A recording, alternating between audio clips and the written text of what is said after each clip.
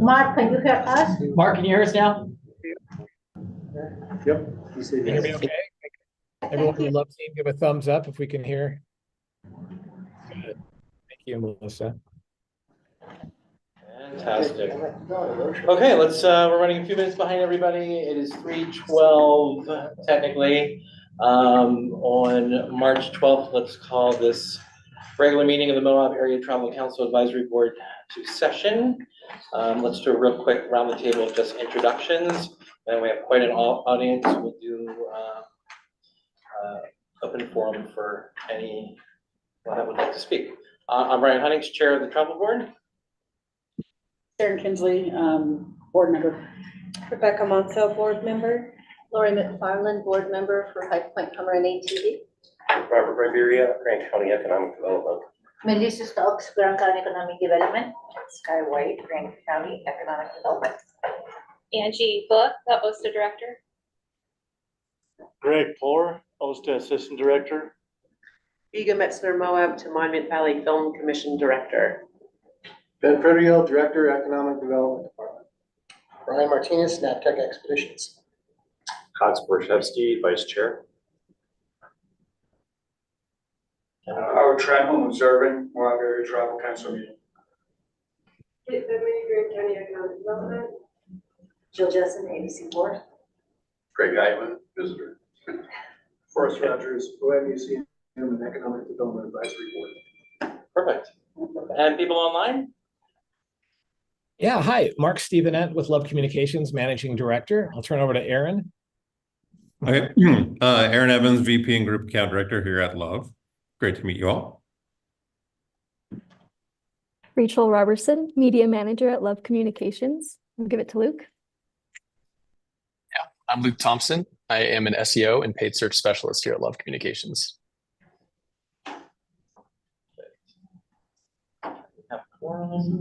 Anyone else? Okay. I'll put all. Everybody knows you, Gwen. Thank you, Brian.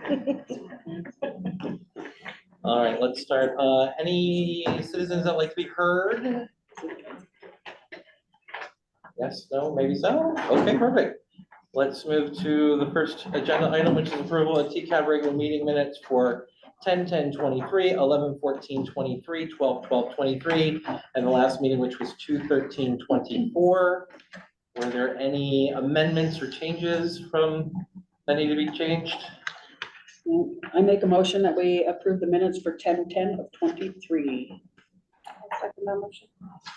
Sharon first, Becca second. All in favor? Aye. Aye. Passes unanimously. I make a motion that we approve the minutes from 11/14/23. Sharon first. Anyone second? Second. All in favor? Aye. Aye.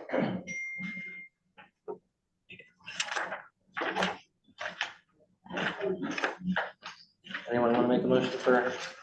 I make a motion for. You're on a roll, Sharon. You're on a roll. To approve the minutes, the travel council area, TCAB, minutes for 12/12/23. Sharon first. Seconded. Second. All in favor? Aye. Aye. Aye. Passes. Okay, I might as well finish. I make a motion to approve the minutes from February, so 2/13/24. I'll second it. Like seconds. All in favor? Aye. Aye. Aye. Passes. Fantastic. Look how much we got done. All right. All right. Second agenda item, web hosting, airport service, and comparable travel data. So let's turn this over to Mr. Robert Rivera. Yes. Can we do first the love Love, communication? yes, we can, absolutely.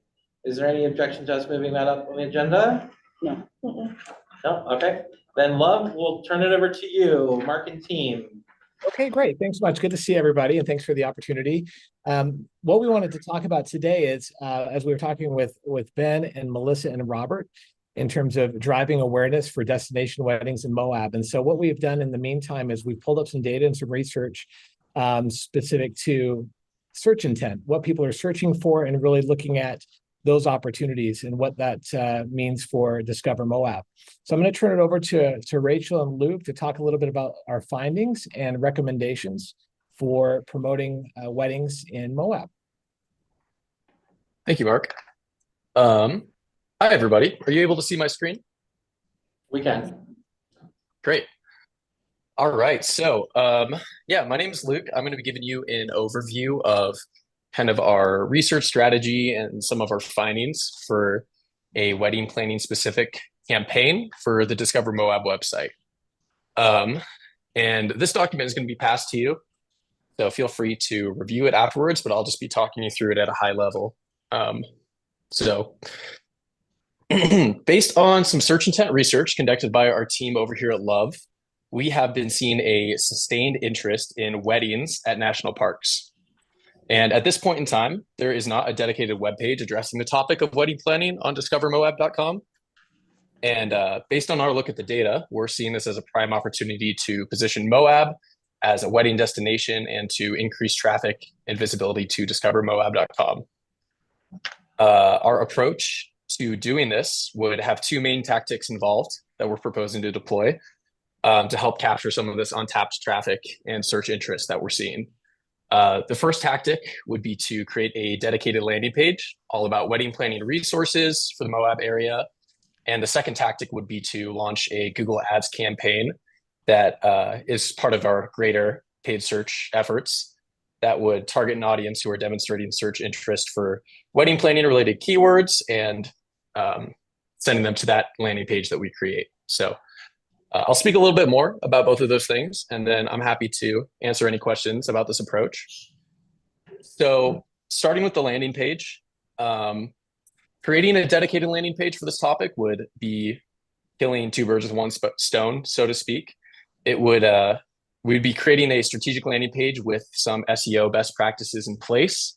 And by doing that, we could potentially increase some organic search engine traffic coming to the website. And it would also be creating a strong page for our paid traffic for the Google Ads campaign. When running Google Ads, it is important to align the content that you're advertising with the search intent of the user. And the creation of a landing page like this would be doing just that. So what this would look like is our content writers over here at Love creating a web page outline and writing the web copy that is full of wedding planning resources and information. So things like popular venues, national park, wedding reservation information, best time of year to hold a wedding in Southern Utah, things like that and more. And then while making that, putting best SEO practices in place to help the web page rank as high as it potentially can within search engines organically. So that would be the first part of this, is creating a web page all about wedding planning for the Moab area. And the second part would be this paid search campaign. So a paid search advertising campaign on the Google network kind of fits perfectly for something like this, because we can use it to target high intent keywords that people are searching for and directly reach individuals or professionals that are searching for wedding planning resources or demonstrating an interest in an outdoor national park weddings. So this campaign would consist of a few strategies, a few targeting strategies. And the idea would be that we cover a variety of search intents and measure these three strategies against each other. The first of which would be a general Moab wedding advertisement. And that would be targeting users that are directly searching for information on weddings in Moab.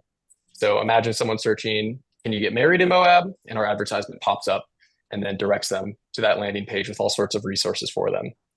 The second and third are very similar, but the targeting is different. The second would be targeting people searching for specific venues in the Moab area, places like Under Canvas or places like the Red Earth wedding venue that are popular for, these types of destination weddings. And then the third would just be targeting the higher funnel intent, going after individuals searching for things like best national parks to have a wedding, and then directing them to our landing page.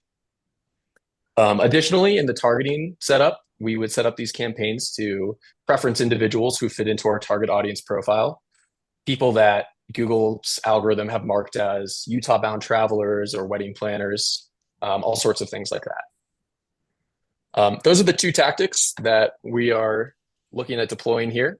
And then I'll briefly talk a little bit about the research that we conducted to come to this conclusion. So we pulled data from 34 targeted keywords, and among these, we're seeing an average monthly search volume of 390 searches per month. Basically meaning that on average, out of these 34 keywords, each one has an average of 390 people searching for them every month. And in the same set of keywords, we were seeing low competition rating, a competition rating of 20 out of 100, which is basically an indicator that there are not other, at least not many other high authority websites that are going for this topic, whether it's targeting from an SEO perspective or from a paid search perspective. So in the end, that means that it's less expensive to run an advertising campaign for these types of topics, and it's less challenging to earn a high ranking on Google's search engine for these topics. And then finally, we just took a look at some Google Trends data for a few of these keywords to see if the volume has been steady, has it been decreasing? And over the last 4 years, we have seen a slight increase and then a steady hold. So that is a great indication to us. So wrapping up, by deploying these two tactics, creating a SEO-rich web page and then deploying a Google paid search campaign, all aimed at wedding planning resources and people interested in planning an outdoor wedding. The aim is to increase traffic and visibility to discovermoab.com and elevate Moab as a wedding destination. So yeah, that walks you through this here. That's the idea. Does anyone have any questions about this? Luke, do you have any, Luke, right? I'm sorry. Yes. Yeah. Do you have any metrics on the average spend of the average wedding? Oh, I do not have that readily available, but that is something we could potentially look into. And then secondary question, just internal discussion. Does it pay to have this as part of the Discover Moab site, or would we be better served if it was a boutique website that kind of is transparent? Yes, we are promoting weddings in Moab, but it doesn't look like it's aligned with Discover Moab. Has that been discussed? Oh, go ahead, Luke. Oh, I was going to say, to us, it makes sense to approach it as an expansion of topics. Just we see the search interest there, and we see the potential to bring in some traffic. But as far as branding or alignment with the rest of the web page content, I think that's a greater discussion to be had. I have a question. Piggybacking a little bit on what Brian was asking, forgive my lack of sophistication with all of the SEO ins and outs, but it seems to me that by elevating this as an experience in Moab, obviously you want to lift the boat for everyone, but it seems like it's going to be driving traffic to specific sites also. Could we get them to buy in on that? Or could other people possibly piggyback and say, hey, we would like to elevate our little niche that we do? How does that work? The goal of this page would be to be informational in nature. So what we had envisioned was not necessarily promoting specific venues or partnering with specific venues to make that happen, but it'd be to provide broad, wide-reaching resources for people who are considering a wedding in the Southern Utah area.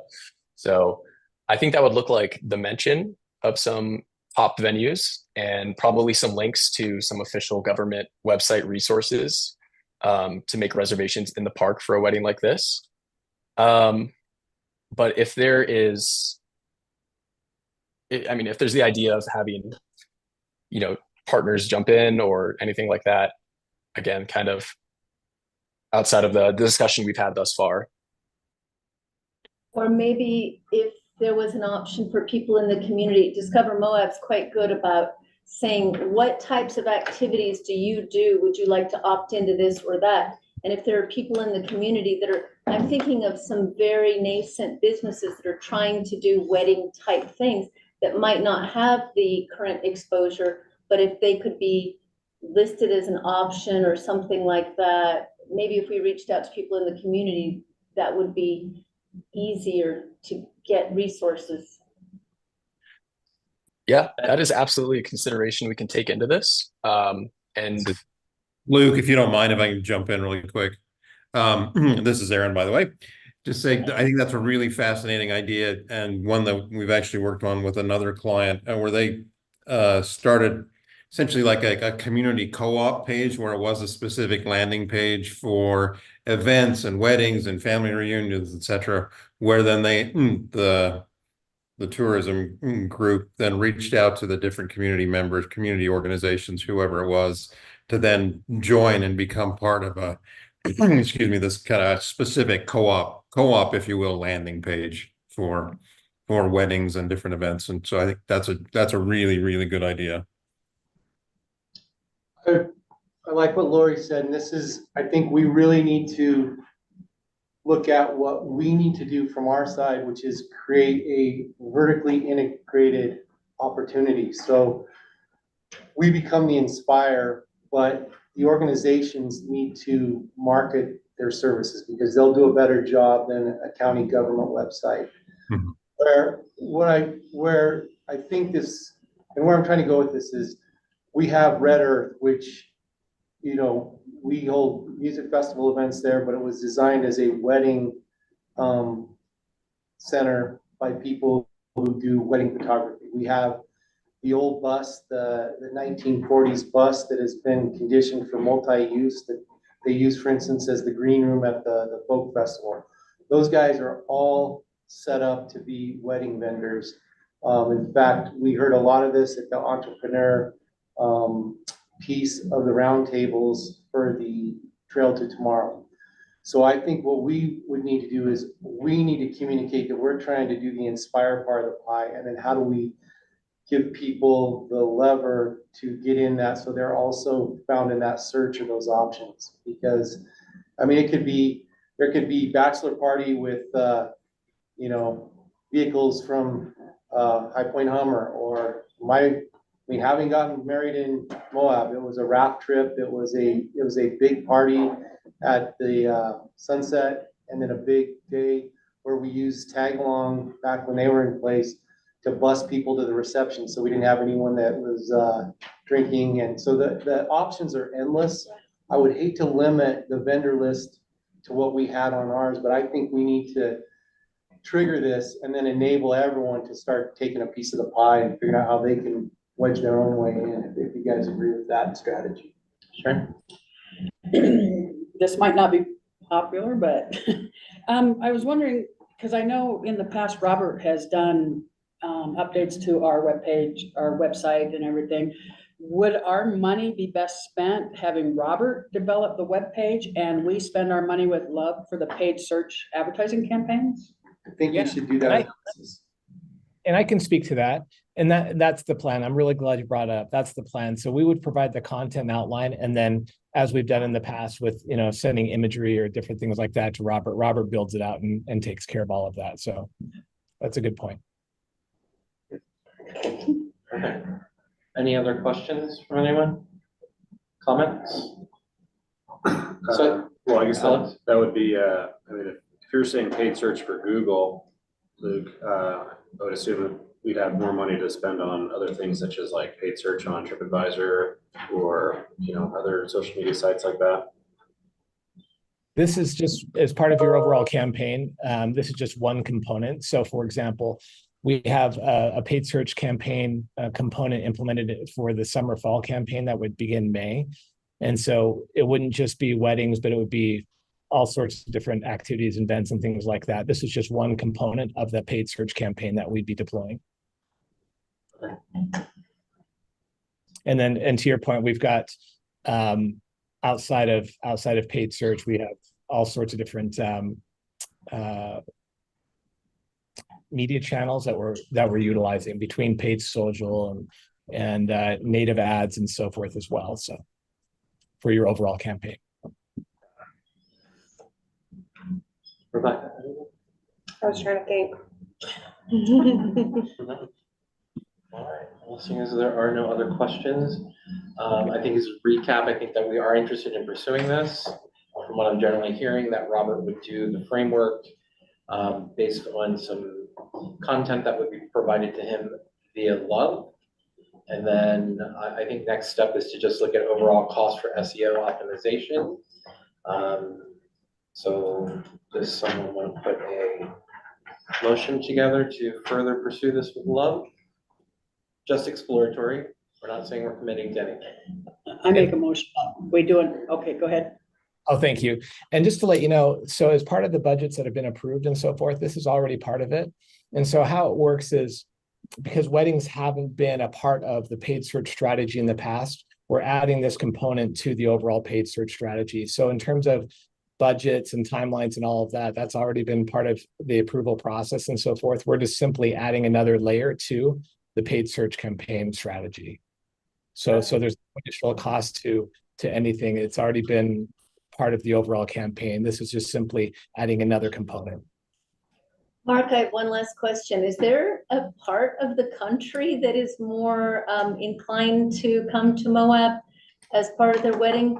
Or is that data not bearing out? You can certainly pull some different data, and we'll look at, we have a lot of data at our fingertips. So those are some great questions, and we can look at, whether it's the average spend for weddings. I know we can pull that data, and then where most people might be coming from. So Luke and Rachel, any additional thoughts on that, other than we'll be able to put some feelers out there and see if we can't pull that information. And it might be, and part of it will be discovery as we see where people are coming from too. So what about Sorry. Can you pull like the sorry, data? I was just gonna add in. Stop. No fighting. You go ahead. Sorry, I'm so sorry. I was just gonna say, are you able to pull data for like what time of year people are more likely to book their weddings in Moab, or how does that like help us market towards the off season a little bit more? Yeah, we have a couple ways we can look into those types of things. One of them being the trend of search interest throughout the year. So I would expect that we see a spike in these kind of search queries in the spring and maybe the fall. Is what I would imagine, but those are all things that would require a little bit of digging, but we do have it available to us, and we're happy to come back with some of those insights. And that speaks to the target demographics as well. We can kind of see where we're getting the most traction with these types of campaigns.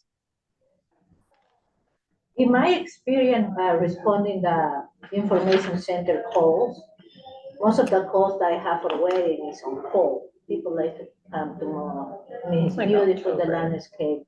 I mean, I get married October 20th, so it was beautiful. But my sister-in-law, because it was a good deal to have her wedding at Red Cliff Lodge at winter time. I mean, maybe we can make a balance of the season too. Depend on your maybe pocket, how you want to do the wedding. Yeah. It's really good. So December, huh? Oh, yeah. We can make anything happen in December. January. We can make the market. That's not the problem. Yeah. Let's go find the market. Okay, any other, since we don't need to, it's gonna be rolled into our existing budget, any other questions? No, okay, let's move on to the next item then. Robert, should we just turn it over to you? Sure. Thank you, Mark. Yeah. Okay. Thank you. Sorry. Did you want us to touch base on anything on the 75 Years Film Commission, or at another time? That's for you and me to discuss, Mark, when I'm down Thursday. Oh, perfect. Okay, sounds great. Well, everybody, thanks so much for your time. We really appreciate it. We'll come back with some of those additional insights you requested.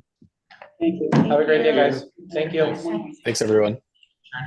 Just before we get off of this, I do want to say, some of the people here, the newer people might not have realized that Robert did an amazing amount of work on the website, and he does an amazing job on it. So that's why I'm thinking we need to keep him No, I was thinking that before you said that. doing that, Seems and spend our perfect. money with the paid search, paid advertising, if the money works out the best way, so. Yeah. Robert's super talented. so- I could actually address that. Can you put up the Discover Moab one? That is Yeah, the very last one. website. Not the website, just the last chart. Oh, you want me to present your chart? Yep. Oh, Okay, I Yeah, guess he's up Robert is now. gonna present. You're up now, so. He's up. Just, give me just a second. Robert, you're coming nervous now. I don't know. Faster, faster. Sorry, guys. For real, Robert put me nervous. It's all right, performance anxiety when it comes to a computer, we all have it. Okay, so, I guess. Where should I go now? There you go. Did I close the Zoom? No, just click on the Zoom icon on the bottom.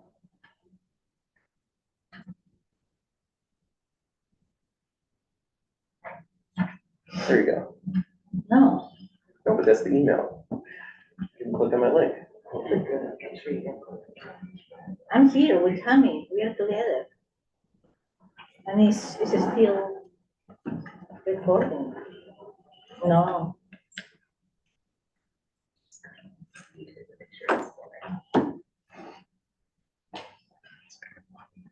Sorry, guys. No, I'm still seeing your screen. You still see my screen? There you go. Yeah, it's still up. Ah, Robert. Sorry, guys. There you go. Robert, put me It's all nervous. good, it's all good. Yeah, you're still good. You're just showing you're sharing your screen right Standard now. timing.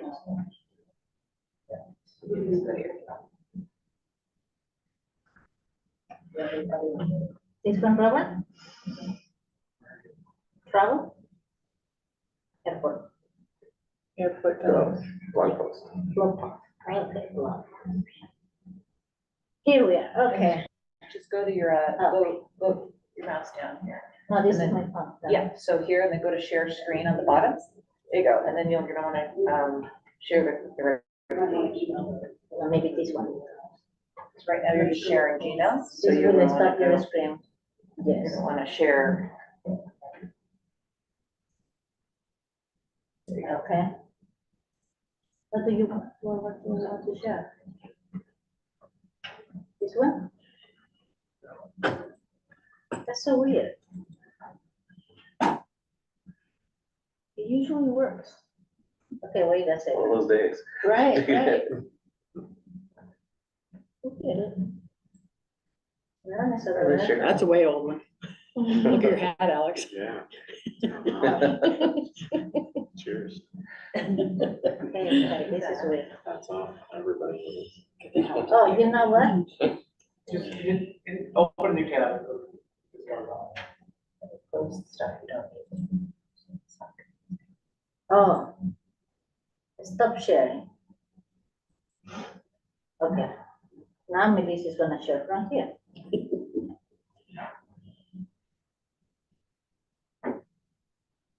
Okay, Ah, there you go. Thank you. Barbara, you're feeling so nervous for here. I'm sorry. Okay, So I just put this up to show general trends with Discover Moab. You know, 2021 was a banner year for everybody, so that's kind of an anomaly being way up there. But because we haven't really done inspirational advertising for 2 years, you can see there's a general decline, you know, down to below 1.5 million visits. you want too much? No, it's fine 100%. for those. But anyway, what I was going to do, we've been doing a lot of very frequent blog posts about new businesses and things that open up in town. And just putting things up on the website like that organically, you know, they rank fairly low. It slowly builds up over time. But if you scroll down more, Melissa. Scroll. Now, about 4 years ago, we did some native content with Love Communications, and that Foodies Guide is one of them. The 3-day itinerary is one. And they do that same kind of search engine optimization for everything that I put up on the website. So you can see that 4 years later, that Foodies Guide is a top performer. It's like every week it gets between 1,000 and 2,000 visits. And that's just purely organic at this point. So whenever Love develops some SEO optimized content, it's a wonderful thing to have on the website. So, you know, even the Foodies Guide, I've had to update it a few times in all these years, but now I have like this steady stream of visitors coming to that page to look at, you know, what's new in Moab. for that. So that's how important doing things like that is. You know, so I just wanted to show that, but if you can go to some of the other charts. But also look, we have very low numbers on our blogs. So Yeah, it's, everyone, this is where I was saying that, look at our comparables. Like, we're putting this stuff up. So for instance, 98 Center relaunches in Moab. We got 50 hits. That's nothing. We need. that was only up a few days though. Right, but what I'm saying is, our goal is to get scalable numbers. Oh, for We sure. need to get tour inspiring numbers, in the thousands, tens of thousands. So this is where, with our social media presence, we're competing in a world where we've got to figure out a better way to get these hits out there and into the ether. This is why we're ordering a web audit. And Love has given a proposal. I think we're gonna have to be able to show a couple other services that can line up so that we can pick which one. But this is one, we have an opportunity. We have got to get better. So this will be an improvement goal for our office. It has been, we started tracking at the beginning of the year, and we at least have a set of metrics to look at. But look at that right column. We need that to be big numbers. So can I just ask a question? Are these likes or is this it's not engagement? This is reads. Yeah, this is views of blog posts. Okay. If you scroll up, you can see some of the numbers for, what's that? You know, some of the actual pages on the website, like the home page and the camping pages, 16,000, 14,000. None of those were paid searches, right? None of that's paid. None of that is, no. That's just. So all of this is organic. This is us trying to understand what's going on. Like for instance, we have several restaurants that have retooled this year, or hotels, things you're doing. We have got to be the storyteller that gets us to a big audience, whether we're streaming it or figuring out the avenue to say, hey, we got a food culture here. We got, Red Rock Bakery, we got, Red Cliff, Sabaco, 98 Center, but we need more than the 50 hit model. We need the 20,000 hit model. So that's the goal. And that's where the native content can come in, because that's one of the things we pay Love to do. We still have to come up with topics for them, but like the new food scene in Moab, to push it out, like the numbers I'm getting there in that bottom one of 2,000, we'll start seeing that instantly when it's on native content. Because native content is like if you go to like other sites and the content appears native to that. It's like BuzzFeed and all that. You're reading through a news thing and it looks like it's another news story. It says the new food scene in Moab. So those get huge amount of traffic. Robert, when do we do that? The foodie guy at the 3 days more? That was about 4 years ago. And the 3 days itinerary was last year, right? Yes. How much are we doing like boosting posts on social? How much what? How much do we spend on boosting posts on Zero. social? 0. Okay. Do we spend any money on Love boosting Discover Moab? They don't boost Discover More. They have a paid media campaign. Right. on social. So What we did in the past is we have a credit card from the county because when you boost, you need a credit card. So we have in our budget for that. and we don't have a PR company that we've engaged either, correct? Okay. So we have no PR, we're not boosting ads, but we want to get reach. We're gonna have to do both of those to get reach. So do we have budget this year to engage with that?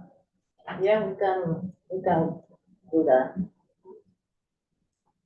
I mean, we gotta fish where the fish are, the best thing, say what you will about Meta, but you can micro dial it in and get as many people as you want. And boost ads are great, particularly if you want to hit the block, like the foodie guys and things like that, 3-day travel itineraries, that stuff is golden. Same for our website. Like that's the stuff that we get a lot of hits on, but if people don't know it's there and you're not feeding it to them, these numbers won't grow unless we throw some money behind it.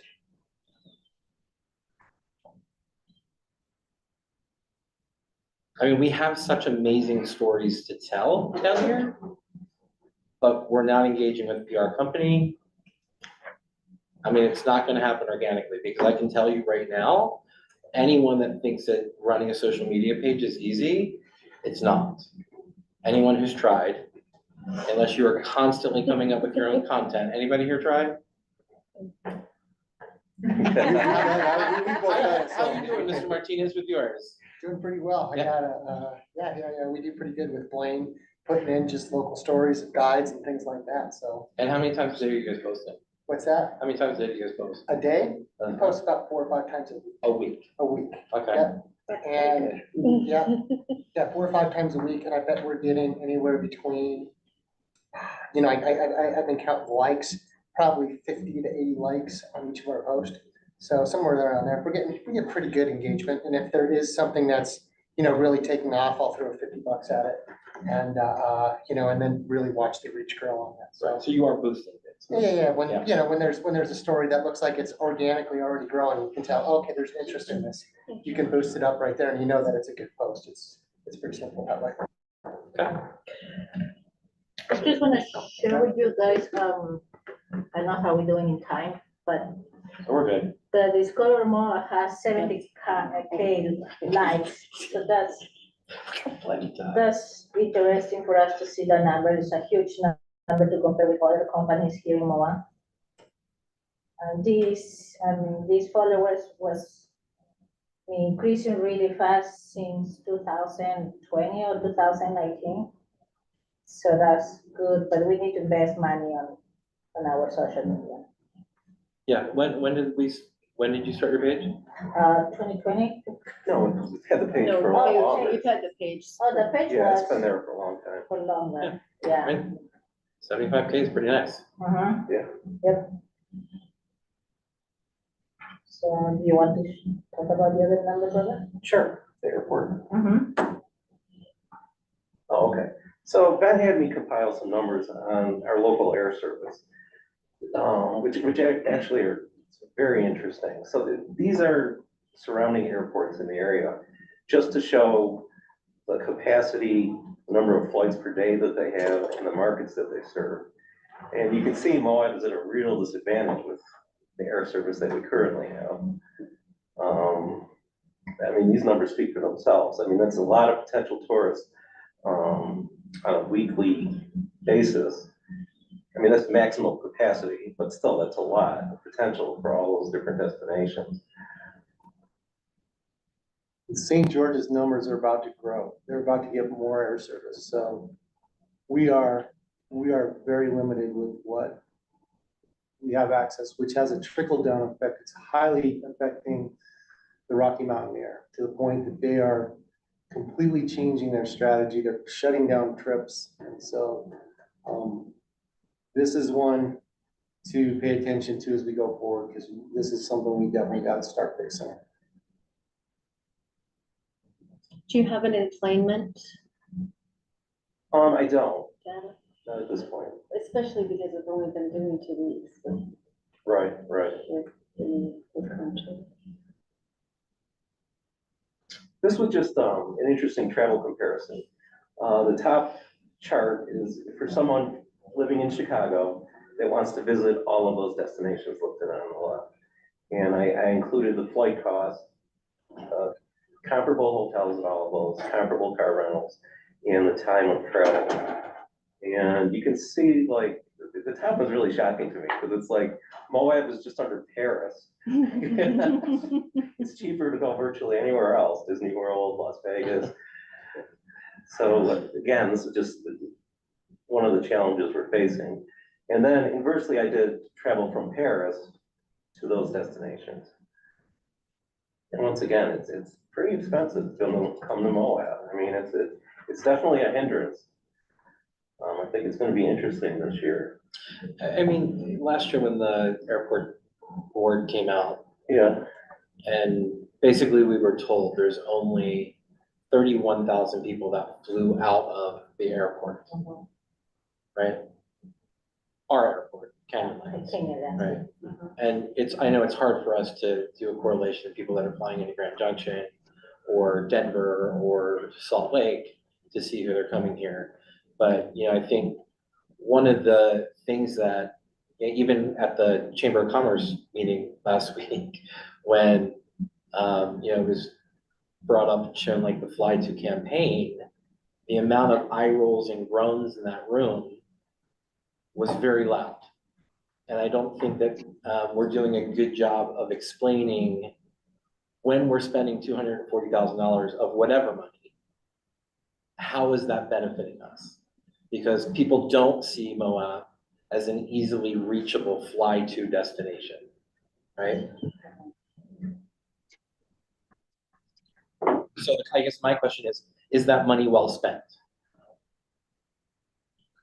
Depends on how long that air carrier service is gonna stick around this time. Well, no, I mean, that's why, these are the questions to start asking. Absolutely, that is the question. Yeah. So, I mean, we'll get into this in a minute, but Brian and I looked at these numbers the minute we had them last week. Because I asked for them right before I left, I said, I had a hunch this is what we're gonna see. When you line those numbers up and you just look at those cities, every city has services. So it becomes you're getting there for a service. So we are getting here for a different kind of experience. So we'll talk about that when we talk about the ITB, but we should at least know as a travel to, especially in a model that is predicting people are collapsing from 3 to 1, people are getting much more selective of what they're picking as their vacation.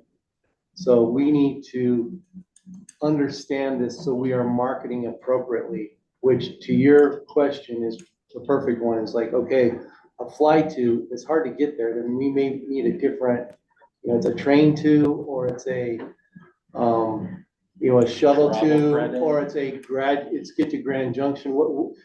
Maybe the message is, yeah, we're harder to get to, but I don't know what that is yet, but we should know the metrics so that we know what we're modeling against. So it's okay to be remote because there's a whole sector of Absolutely. people that want that and crave that, but you have to market it that way. Absolutely. And when you're marketing it's a fly to destination, the reality is we're not. Absolutely. So we're on the same page, but we need to start looking at numbers, not hunches. And on that note right there, we need to look at our historical markets, right? Our historical markets were these FITs. They're not being marketed right now. I went out and I saw it.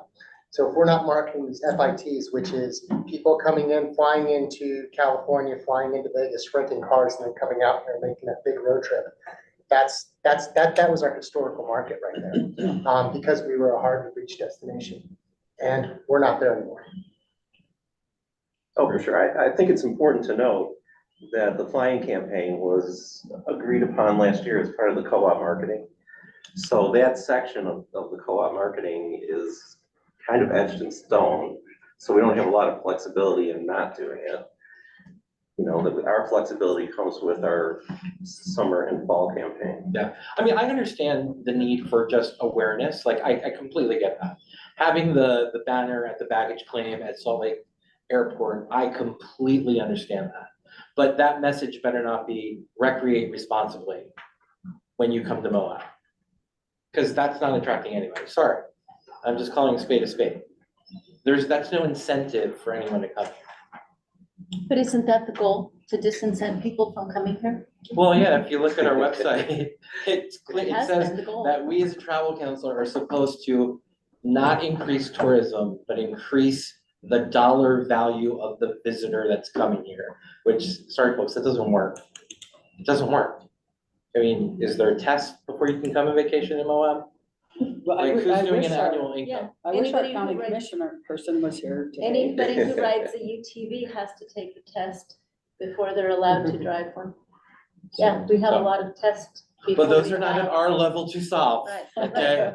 Our level is to just recommend at this point. The issue So- though is right now there's requirements from our county commission saying that everything we advertise has to say recreate responsible. And so that needs to be changed on the county commission level. Right. Well, we can't do that. But they can also be gently educated, the ads can be very inspirational and beautiful to attract people to the area, to attract them to our website so that they will actually go to our website. And then there, they say, oh, this is an amazing place, I wanna hike there, and we look through the hiking page.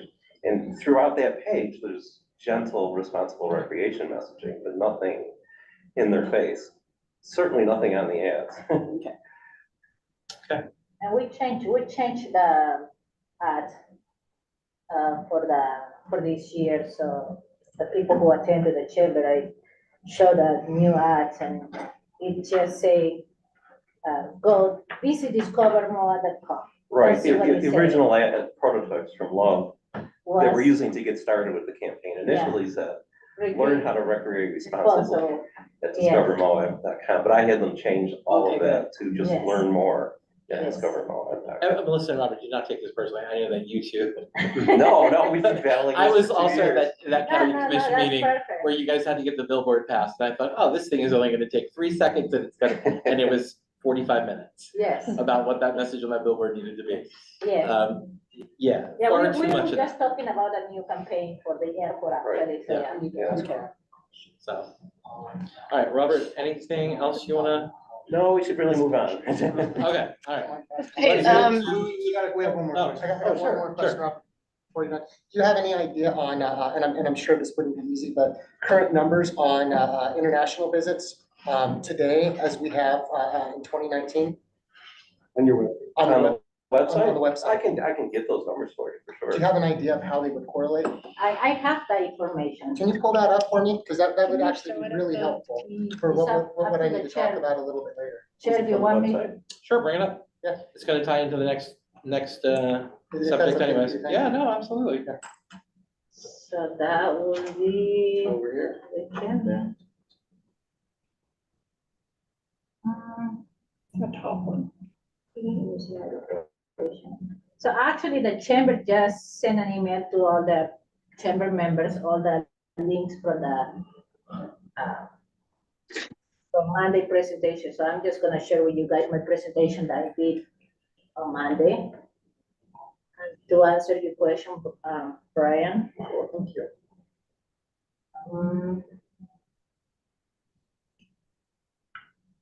Let's see.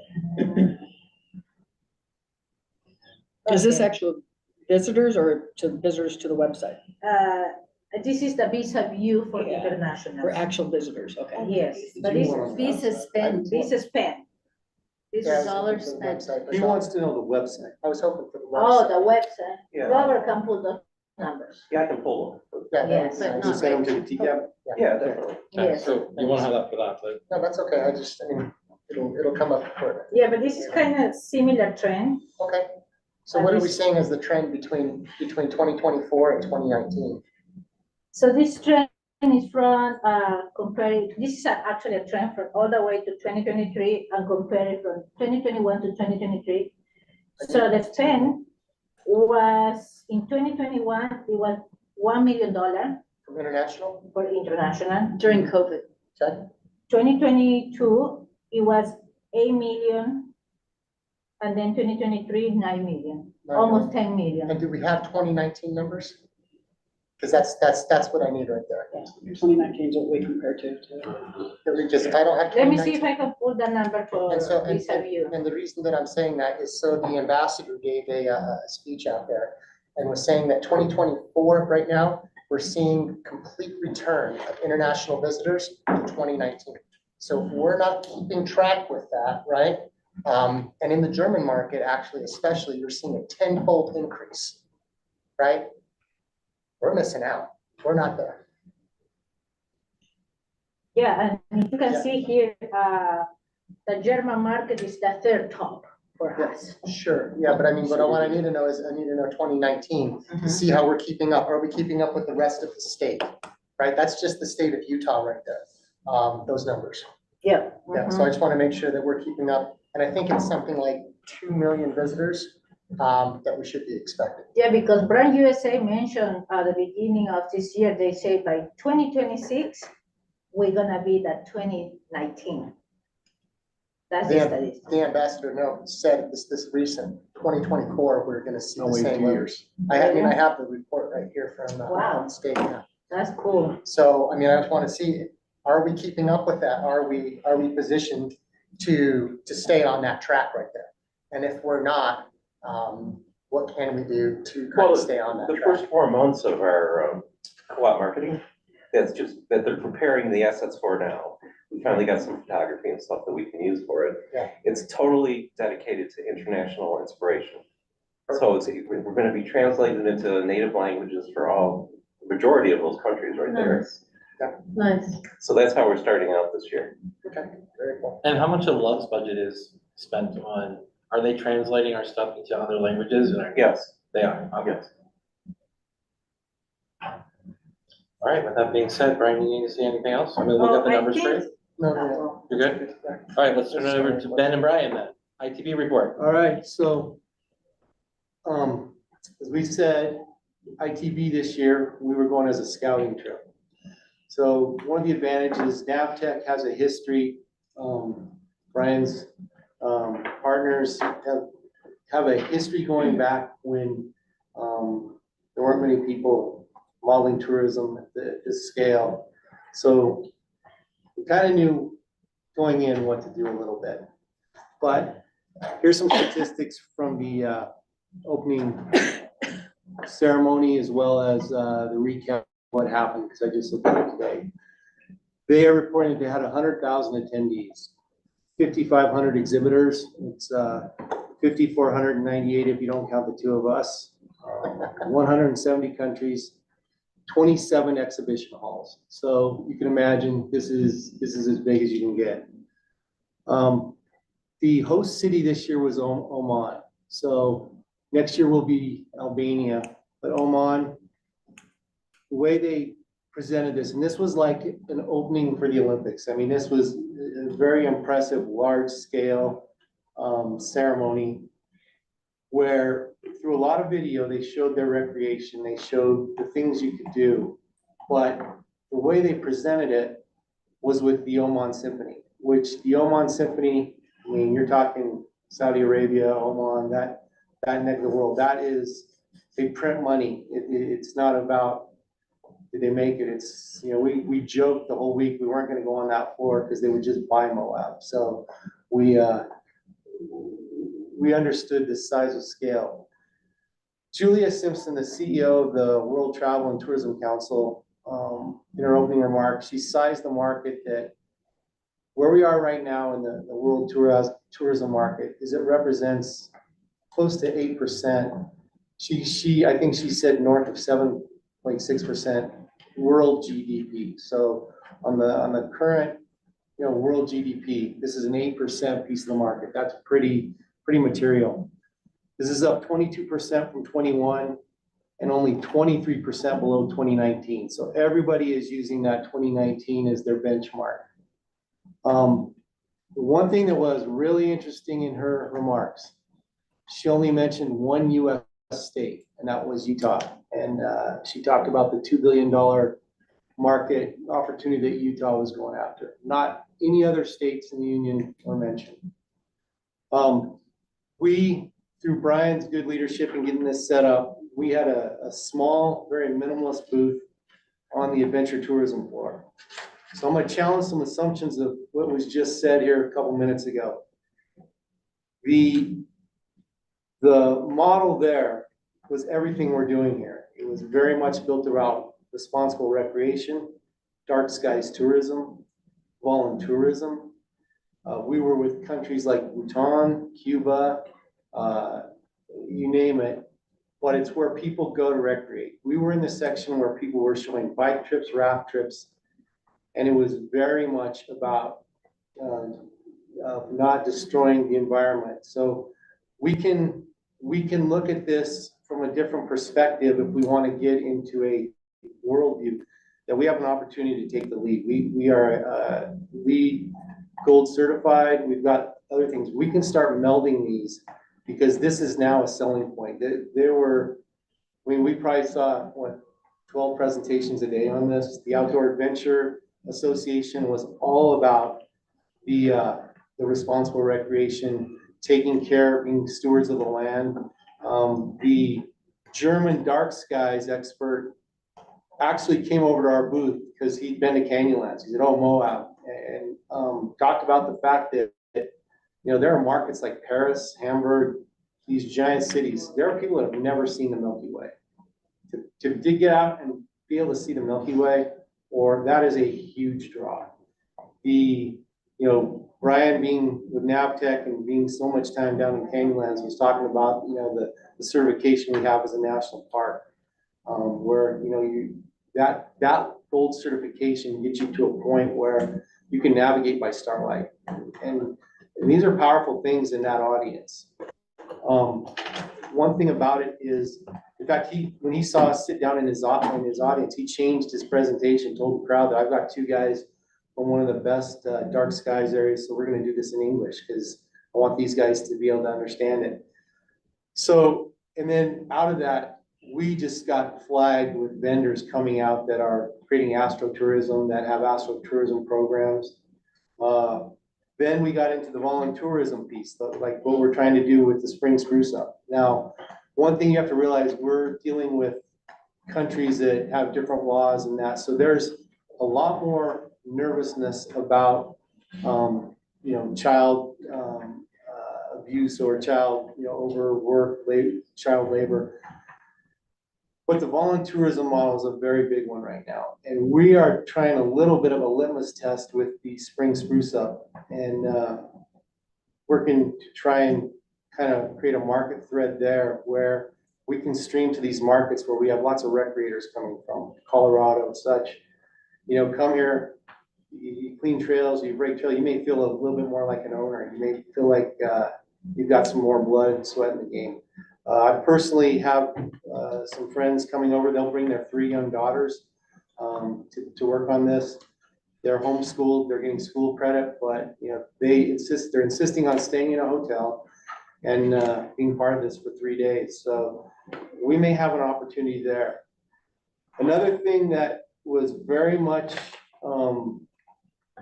communicated is everyone's brand is diluted from COVID. This is not a Moab only. Everybody is trying to rebuild their brand.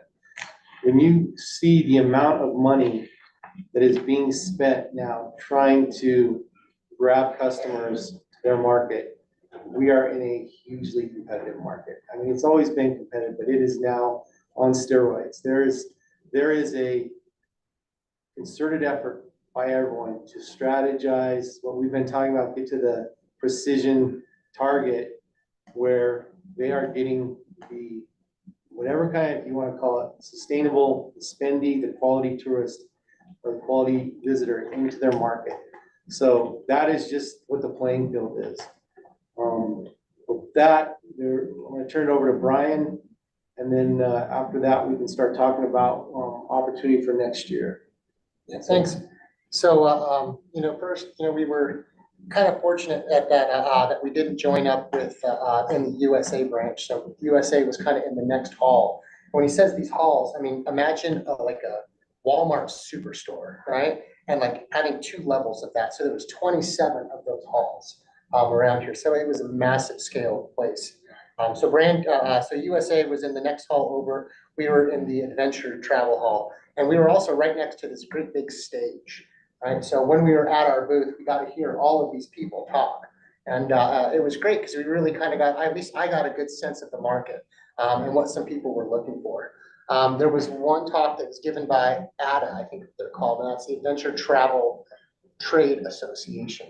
And someone was talking about the 3 models that you have as a destination, basically. You can have one model to where the customer, to whatever it is, the customer is the most important. You can have another model to where the people in the town are the most important, or your employees are the most important. Or you can have a third model to where the destination is the most important, right? And however you're modeling that, that's how your marketing needs to be. So if the customer is most important, whatever the customer wants, that's the way that you need to be modeling it, right? If it's the employees or the town that's most important, you need to be making sure that when you're marketing it, that you're putting in, protections for the town. And if the destination is the most important, you need to be looking for travelers that have shared values, right? Which to me, it seems that Moab is marketing as the destination is the king, right? And so if that's the truth, we need to be looking for customers that have the same values. And as Ben was talking about, the international market, right? Not only has it been historically one of our strongest markets, right, with the fly drives and the FITs, but they share the same values as us, right? They want to see sustainability. That's a big portion of what they want to see. They want to see these dark skies. They want our national parks. They want to know what we're doing. So we need to make sure that we're highlighting that when we're out there advertising. I think that would be, you know, just a slam dunk. I mean, these are the people that we want out here.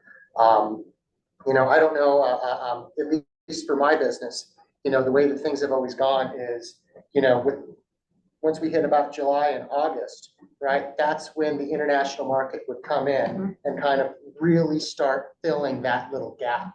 And that would stay strong. And the reason for that is that the international, especially in Germany, that's when their breaks are, right? They don't have a huge summer break. They have a break in the spring, they have a break in the summer, and they have a break in the winter, right? So that July and August, that's when their school break comes out. So that's why we've always seen that great big bump right there in July and August.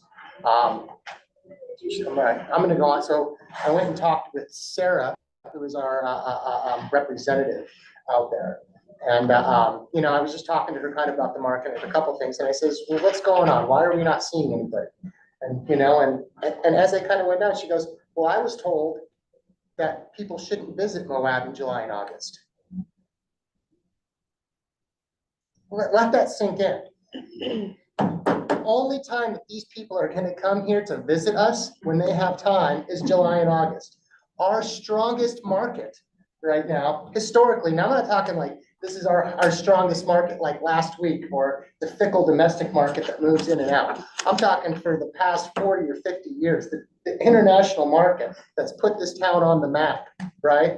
We're telling them not to come in July and August. That's the only time that they can travel. Who's Sarah? Sarah is with the Utah Office of Tourism, and she is our representative for Germany, Austria, and Switzerland. She said the exact same thing at the UTA meeting in October of last year.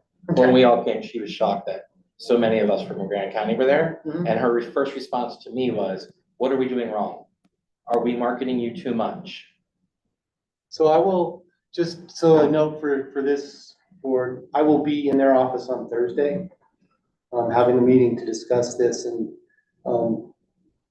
this was not worthy of a phone call. This was worthy of walking into an office and making this a very serious priority. So July was the Italians and August was the Parisians for years. That's just how it was until we told them to stop coming. yeah, we need to do a quick pivot 180 on that. So that's unacceptable. So, and what we're looking at as well, and so I've talked with some of the receptives. So the receptives for some people, those are like your big tour bus groups, right? So ATI, a few of those big guys, right? They're saying that Moab, Utah right now is hot, right? They want to come. They're selling bus tours. They have questions for us. They want to come here, right? But we're missing out on the FIT market right now. Those are the people. It's not cheap, right? Going out there and marketing to these people is not cheap, but these are good spends right here. And anything that we can do to put some money into that market right there, I think is going to repay both in good visitors, you know, who like to stay a long time, right? And like to spend a lot of money here, and also share the same values that we have. You know, they're the kind of people that when you say, all right, let's recreate responsibly, they're going to be like, oh, perfect. I mean, gosh, the Germans didn't even jaywalk out there. Can I just make a comment, play devil's advocate on that? Yeah. I mean, you know, looking at the numbers that were presented at the chamber meeting, you know, we've seen a steady decline in what we're spending versus tourism that's coming in. And so I would challenge those assumptions, just like you challenged mine, that in the past 2 years, we've seen a 5% drop in tourism 2 years ago, and now we've had another 3.7% drop in tourism in 2023. And the only messaging that we've been doing is recreate responsibly. So if in 2 years we have dropped 10% combined, and that has been the only message that we've been putting out, then our marketing is clearly not hitting the designated. Regenerative tourism is hot, fantastic. Our PR company, that's all we talk about all the time. Dark skies, get Moab certified dark skies, fantastic, amazing. It's a totally great thing, but I think there's completely a disconnect between what we're trying to do and what is basically, like, if you go on our website right now, it kills me on our website. It says that we shouldn't be attracting more people, that we should be looking for a higher caliber of people. That's on our website. You say our. Go discover Moab, the county site. If you Google Travel Council Rules and Regulations and pull it up. I just wanted to clarify. And you look at it, it's the That's county noted, website. that's noted. You know, so I mean, like. I'm listening. That's an issue. Yeah. So I 1,000% agree that what you guys experienced was right, but I'm also gonna play devil's advocate and say, we're kind of doing that. So if that's not working, what else do we need to do? Well, I'm not. 1 second, just to say that. If you're doing that, but then you're still telling people not to come, that's not gonna work, right? You can have this message, but if you're not gonna let anybody read it, right, especially people that need to read it, right, then it's just gonna sit out there in space. Well, I asked that question at the UT conference and I was told that it was literally told from the county government, okay, was the response that I got. Okay, so we will circle back. Yeah, Let's go that route, we but need- yeah, we need to find out why they're telling people not to come. It's not on Discover. Okay. One, It's on the. don't forget this part. Oh, yeah. So this is very important Yeah, too. you know, a couple other things that I found was communication between the state of Utah and me. So I put on a couple of fam trips here, and you know, and a couple of times I've had some poor communication with the people that I put the fam trips on. People that couldn't find me afterwards, a couple of things like that. But out there, I had somebody come up to me and says, "Hey, I've been trying to get you this video." And I go, "What video?" He's like, "You haven't seen the video yet." I'm like, "What video?" It's like, "I got this viral video. You took me on a fam trip and I got this video and it hasn't made it to you." And I go, "Oh, great, that's good. Like, what's your viral video?" He's like, "Well, it's got 138,000 hits in 3 months." So I provided a fam trip at no cost, okay? This guy has a viral video, sends it to somebody at the state. It doesn't make it to me. I mean, it would have been great to capitalize on something that had 138,000 hits. I wouldn't have minded throwing up a little NAVTech ad there, you know, and saying, "Hey, you know, I'm the guy right here that was doing this trip." And that's not the first time that that's happened. That's the third time this year that I've had those kind of problems. So with that, and this is another, I started this conversation when I was at the state office a couple weeks ago, but this will be hammered home. One thing I was very frustrated, and I think growing up in a restaurant family, is second day on the job, I met the first people I walked into the speed dating were I believe it was the Canada, New Zealand people that had just been here for a fam trip. And they were complaining that Red Cliffs didn't have their dinner, or there were just some flubs. Red Cliffs didn't do this, they didn't do this. So I found Brian, who I'd met that next day, and I said, "Hey, I just need to look into this. This happened." He said, "Oh, yeah, we asked them for their itinerary, we waited for them, we held things open." So the next question I had for him was, did they leave a tip? And the answer was no. So this fam trip, I'm very reluctant to push these fams out. Now that I'm starting to understand how they work and what the benefit can be, and it's something that we should leverage, but I'm very frustrated that we put our vendors out there to provide something at either a discount or for free. And then we don't have the rigor coming back to show us the articles or how that familiarization was tied back into our community. So that will change as well.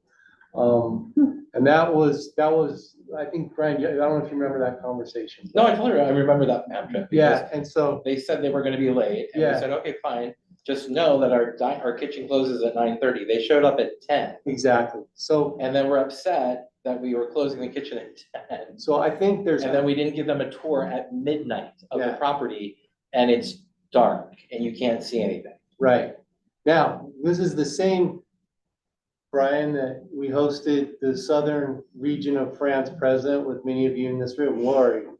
They didn't want to leave. It's the first place they'd had fun. It's the first place they've been served a glass of wine. They weren't in a rush to leave. So that will be another message that is provided at these FAM trips. And our office has got to get a lot better tracking this down. Where did this go? What's the return on investment? Because it is a big ask to ask hotels, restaurants to either discount or provide something into a black hole. And so I just want you to know from our office, me especially, very sensitive to that. So with that behind, so the other thing is, and I'm frustrated that I had to go to Germany to find this out, and I'm just going to leave it at this, but the Rocky Mountaineer is meeting with the Utah Film office in Dublin to leverage off and start trying to get people from Dublin over here riding the train and using the film piece. I have a meeting with Virginia Pierce on Thursday. I really want to vet her strategy, but these guys, like a lot of people, are scrambling to survive in this model. With what's happening with our air travel, they are hugely constricted, and their model is probably going to change the user to a 2-night minimum to a 1-night minimum in Moab, where most of the time they're out in the national parks. So that really lowers the spend model. So we just need to be aware of that. Let's try and change that if we can. That being said, going into next year, I know that our office needs to attend in some shape or form. I don't know if it's going as a attendee and just walking the floors, but how we attend is open for lots of discussion. We can go as a conglomerate. We can go as a small, again, 2-person. I mean, we can go as a proxy, but we need to open it up to, just like that first UTIA where we showed up in mass and what's going on.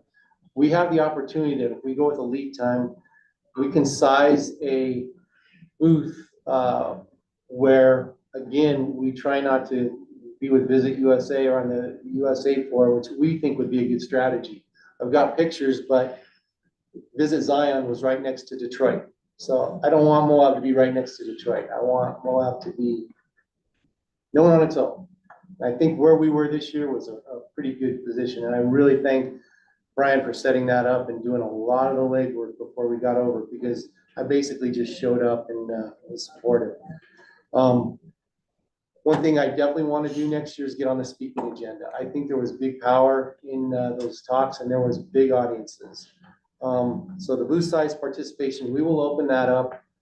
Brian is committed that we're going to give you the list of everyone we talked to over there. We'll open that up to the TCAB and any vendors in town that want to find out who we were booking with, talking trade, media.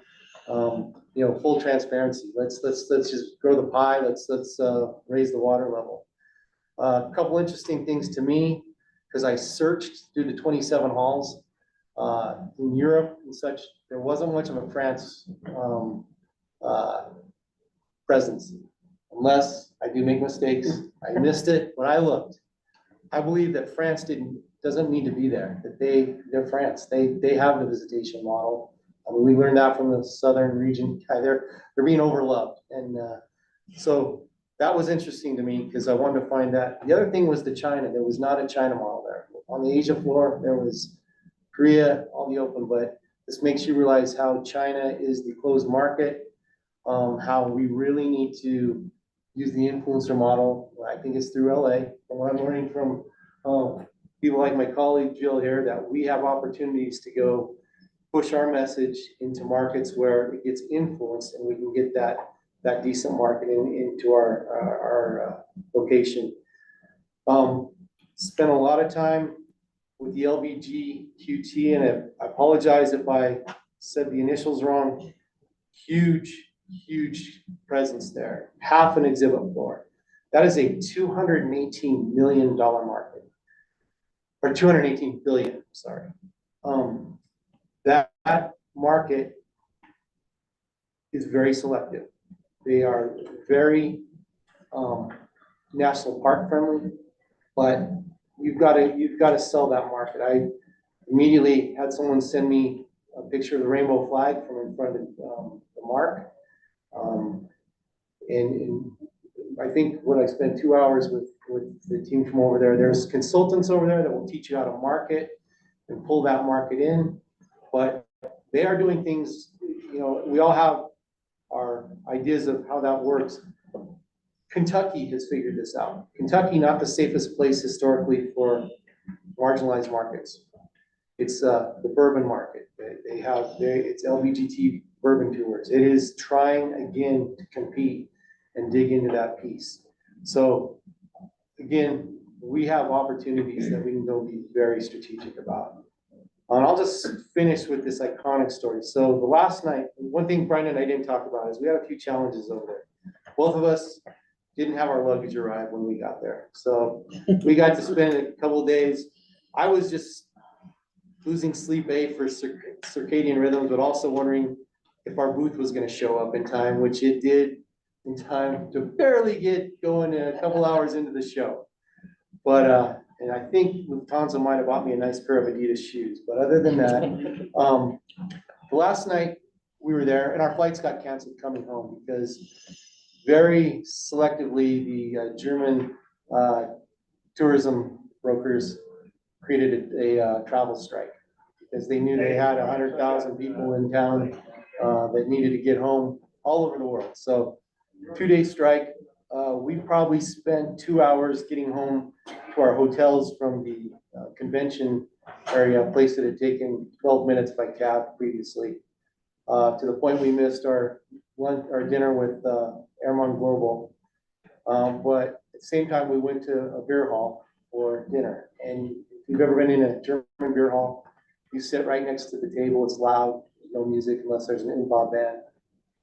There was an older 70-year-old couple sitting next to us, and they were laughing and kind of watching us, wondering who are these two crazy guys, and the waiter was not happy with us, so we were kind of having fun with that.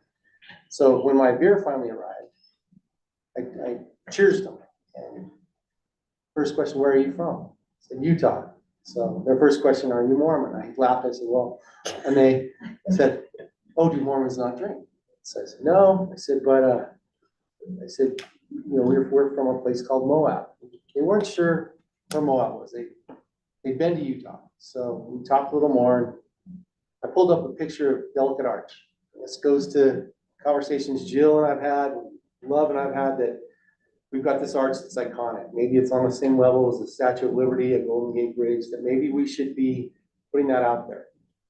Showed them the picture of the arch. Oh, we've been there. We've been there twice. We've been there in the winter and the summer.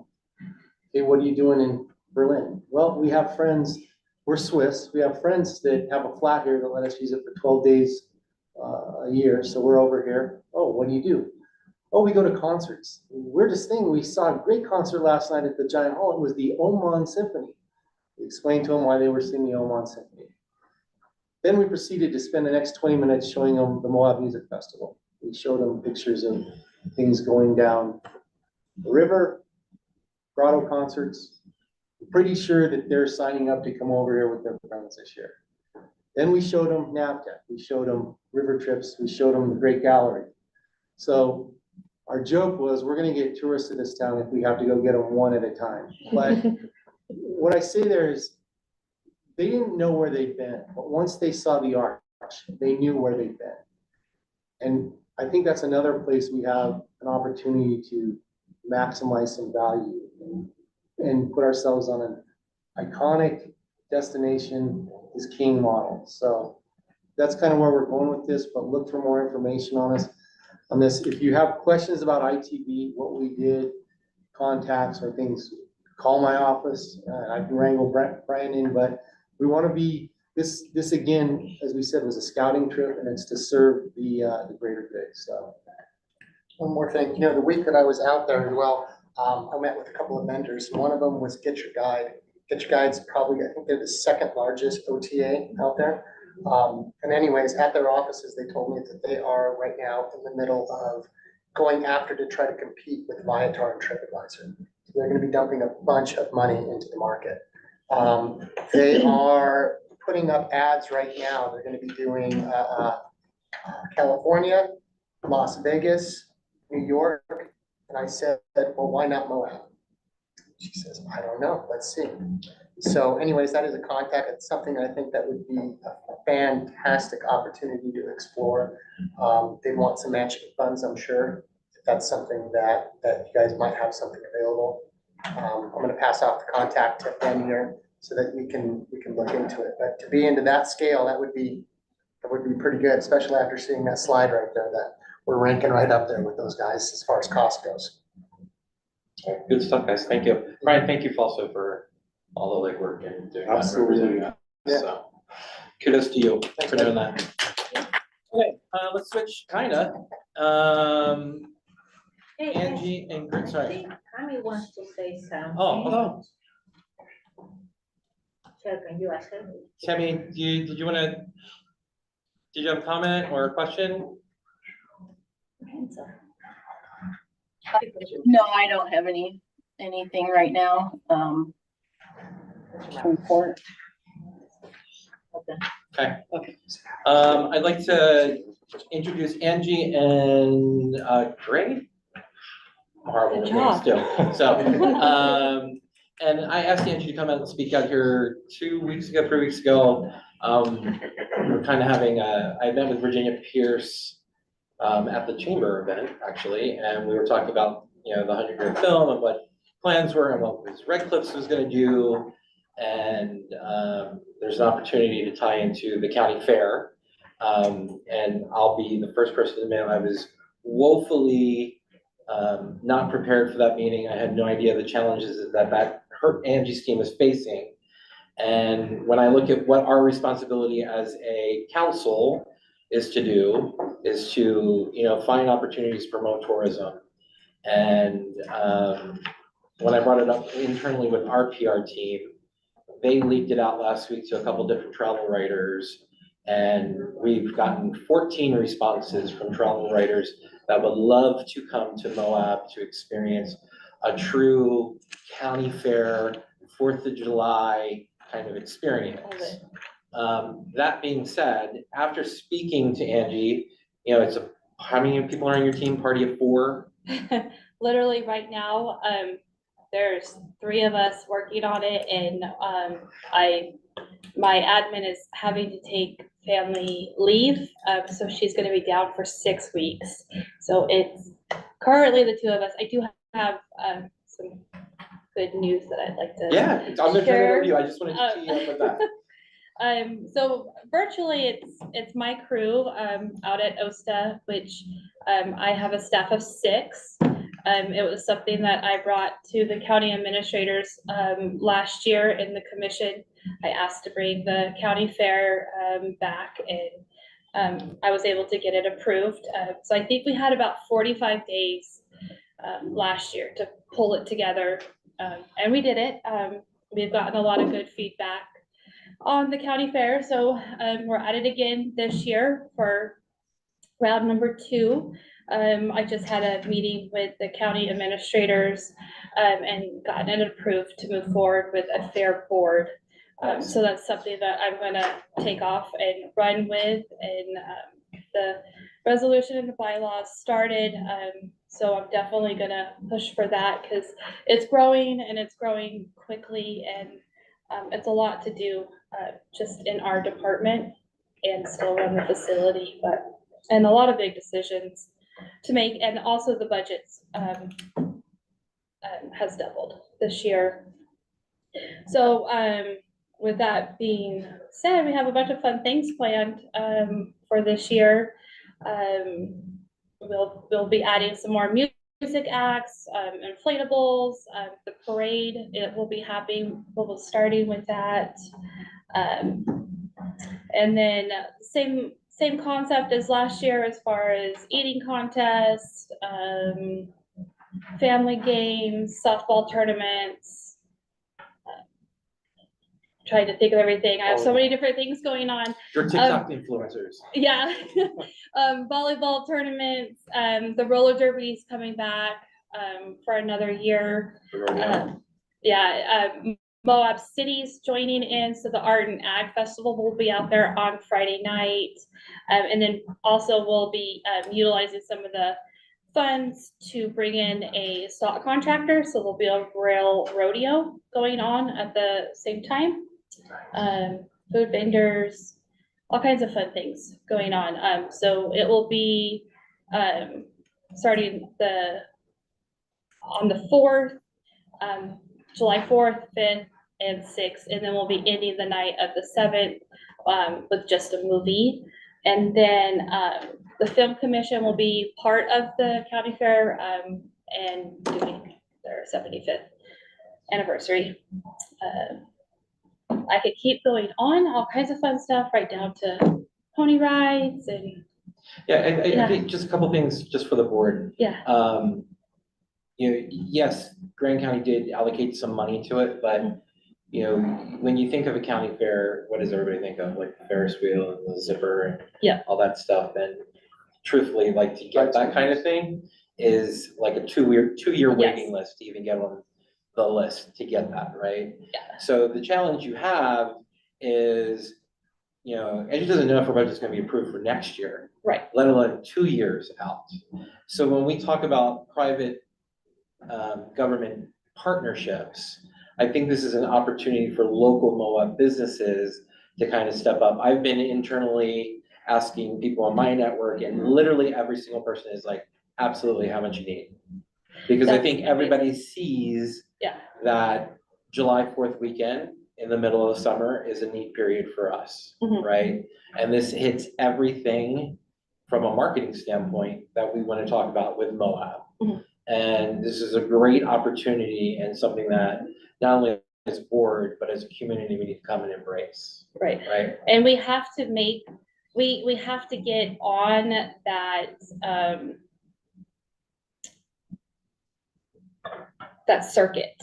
And we have to make those contracts to be able to keep them going. And we have to start something now to be able to get in the 2025, 26 circuit. And since our numbers aren't where these carnivals are used to being, they're gonna cost. And you're looking at a start of $30,000 to even bring a small carnival in. And a majority of them are back east. So there's a small number that are in our area. So it's something that you definitely have to plan for in the future. And yes, we do have a bigger budget, but to even expand, the money is going quickly, because just to bring the inflatables in, to give you guys an idea, it was about 23,000 to bring that company in. And also bringing in additional bands, the sound system, you're looking at sound engineers, lighting, all those things cost money, and it's extremely expensive.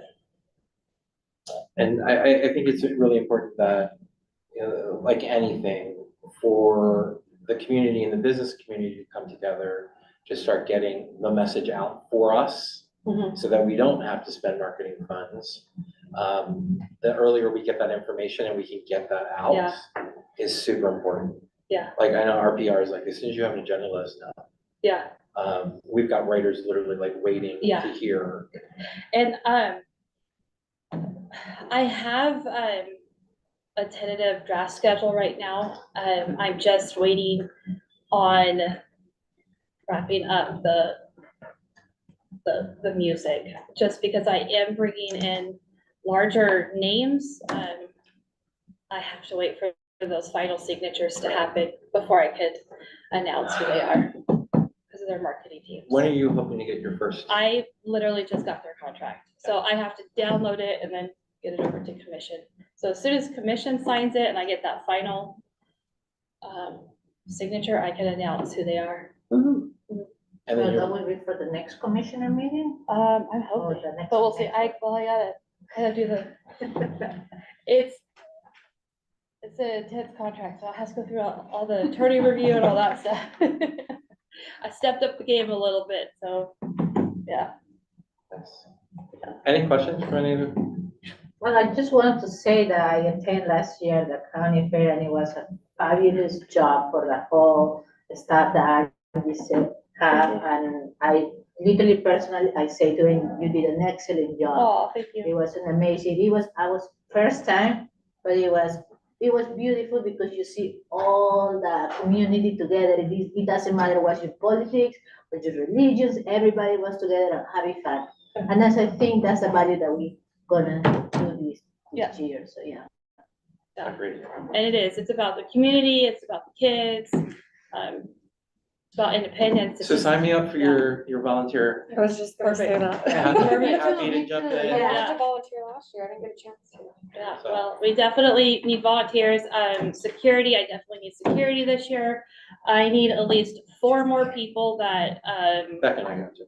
know anything about livestock. And when I say livestock, I don't mean just horses, I need rough stock. So I need 4 people for sure that I could commit to Friday and Saturday night, for rough stock, but definitely volunteers. Yeah, just let us know whenever you have the spots. Okay. You sent the thing over last year. Okay, perfect. Yeah. Anything else we can do to help you guys? Just, as soon as that fair board, is ready, just applications, send in applications. We need to fill that board. I need to delegate. Absolutely, consider it done. Well, thank you for taking the time today to come speak to us. We really Yeah, thank you appreciate for it, having us. and we're happy to help any way Perfect, that we can. perfect. Yeah, I appreciate it. Absolutely. Melissa and Robert, marketing updates. Well, Monday I attend the tourism day for more with the chamber. It was well attended. We had approximately like 50 stakeholders over there. So that was good. The next one that I want to mention is commissioners approved our contract with Mark Finley. So Mark Finley is start communicating with Love Communication to do some videos and photography for the marketing campaign. My last one is, well, our phone start ringing again, so it looks like the season start. It's Have back. a lot of calls for Arches Cemetery, lot of calls for UTV permits, lot of calls for restaurants if they're open.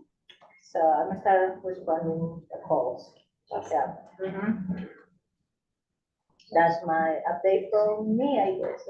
And Robert already did his presentation. Yeah, pretty much. The official launch date for the co-op campaign is April 15th. Love's developing the assets that are required for that and translating them into different languages.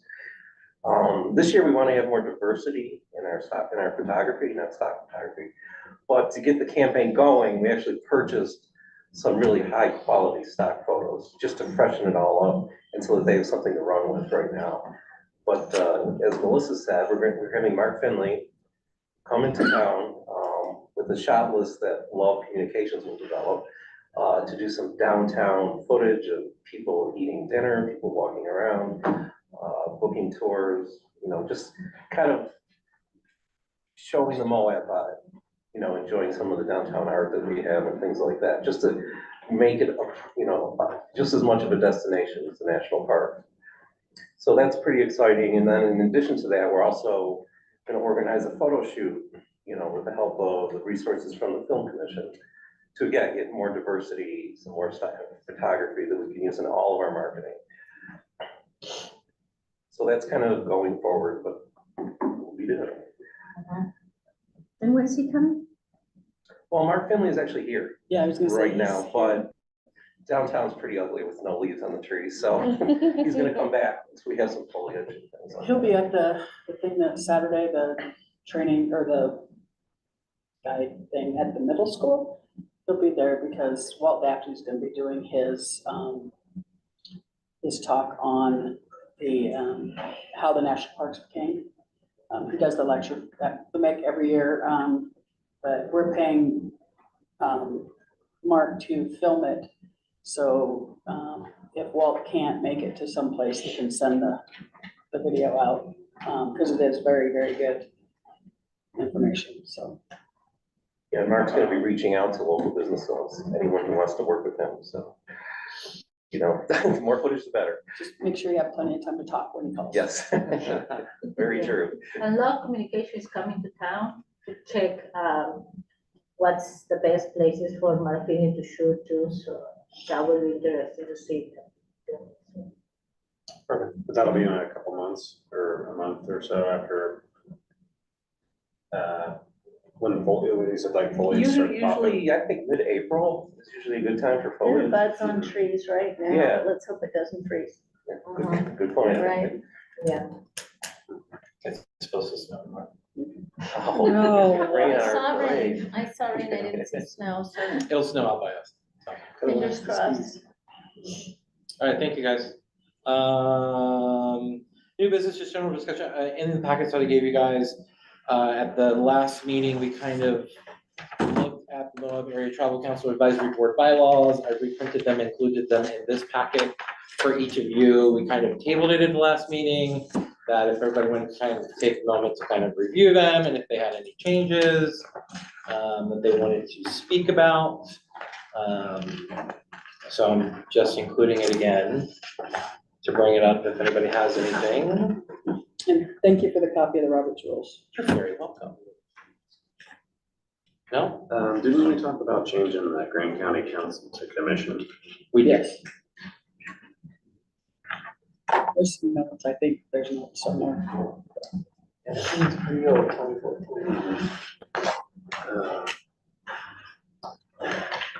Yeah, I guess, I was looking up on the Discover Moab website and, or, I was looking on the,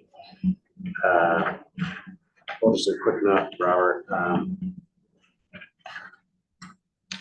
on the, where is it there? On the What's New tab, Moab events, just has like a few pictures of some of the events. And there's just like a picture of the half marathon, but it says like music festival.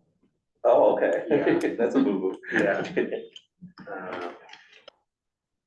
And on the grandcounty.net, just some of the TRT info is like, I don't know, who runs the Grand County?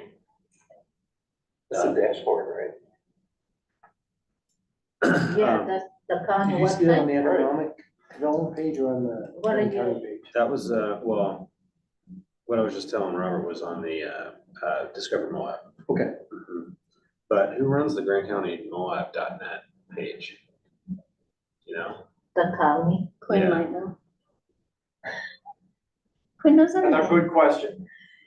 So each individual department is to some greater or lesser degree responsible for what it says on their page. Like, I mean, I would never go and edit what the clerk's office page says. The clerk's office is in charge of their own page. Our IT guy, Matt, who most of you probably know, is generally in charge of the entire website as a whole, but each individual department typically manages their own page. Mhm.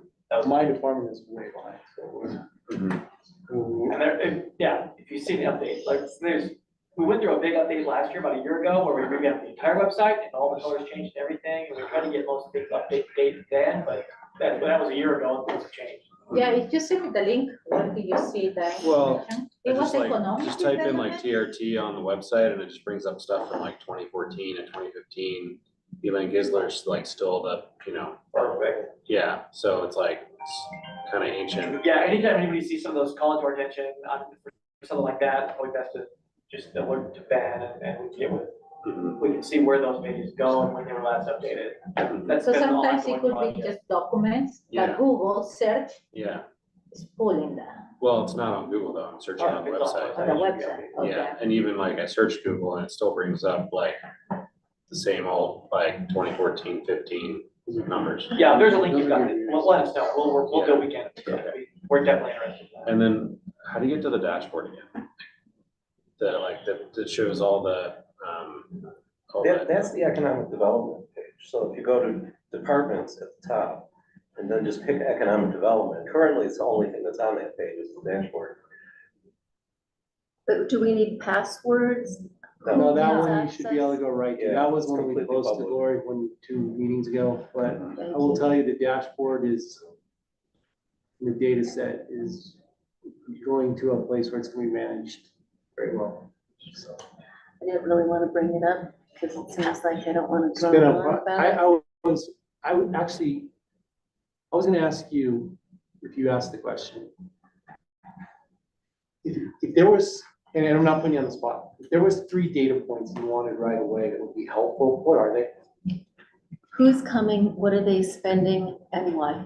Okay, so Visa View, average spend, and why they're coming, so maybe we can What, decipher that why, one, it's why like, they. where did they find us? How did they get to us? Okay. Like, when I make a reservation, which I've gratefully been doing some of today, Okay, I say, how did you find us? so we could go to we might go and backtrack through the booking software, okay, that's. Or I love that you guys have access to Visa spend, all these different ways that money's being No, spent. that's very helpful what you told me, so, okay. Yeah, that's good. Okay. I know Sky had me, I can give her, or. Okay. Any other comments on the rules, the board? Bylaws? No? All right, so I'll tell you, please, if you can just email us any suggestions before the next meeting, and then we can compose a master list, and then we'll add it to the agenda for the next meeting. Okay, and then, Sky's report. So. So out of the EDD office on her level,